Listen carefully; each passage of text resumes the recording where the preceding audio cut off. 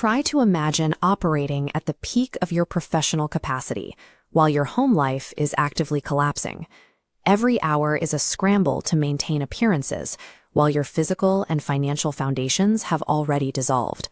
For Chris Gardner, this collapse was driven by a single bad bet. He had invested his life savings into portable bone density scanners, a technology he believed would revolutionize medical diagnostics. Instead, he found himself with a storage room full of expensive, obsolete equipment and a tax debt he had no way of paying. The pressure eventually broke his marriage. When his wife left, the situation shifted from a financial struggle to a total emergency. Gardner was now a single father, with no savings, no steady income, and no safety net. Gardner was starting deep in the red. Daily survival, finding food and childcare, consumed all his available time and energy, creating a state of negative momentum where every day left him further behind than the one before. In the middle of this freefall, he found a narrow opening, an internship at the 𝗗𝗓𝗡𝗧 brokerage firm.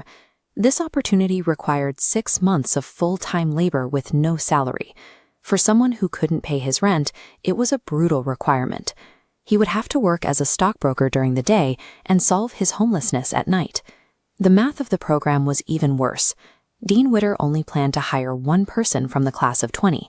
This left Gardner with a 95% chance of working for half a year for free, only to end exactly where he started. Most people in a crisis look for the immediate payout.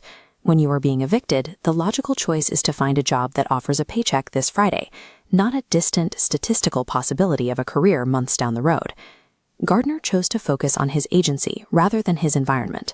He accepted a 5% chance he could influence over the absolute certainty of his current collapse.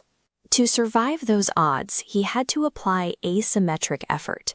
He poured maximum operational capacity into a system that offered almost no guarantee of a return. On the sales floor, efficiency became his only weapon. To increase his call volume, he stopped hanging up the phone receiver between cold calls. By holding the switch down manually to end one call and start the next, he saved a fraction of a second on every dial, netting him an extra 8 minutes of productivity every day. He even limited his own physiology to save time. He stopped drinking water during the workday to eliminate the need for bathroom breaks, ensuring he stayed at his desk longer than the 19 other interns competing for that single open slot. Throughout this, he had to perform a total social mask. He spoke to wealthy investors with the confidence of a professional, never letting the desperation of his actual living situation bleed into his voice. When the system is stacked against you, your only viable counter-strategy is the relentless micro-optimization of the few variables you actually control. Despite his performance at the firm, Gardner's real-world situation continued to deteriorate. He was eventually evicted and lost all access to stable housing. He reached a literal rock bottom inside a transit station.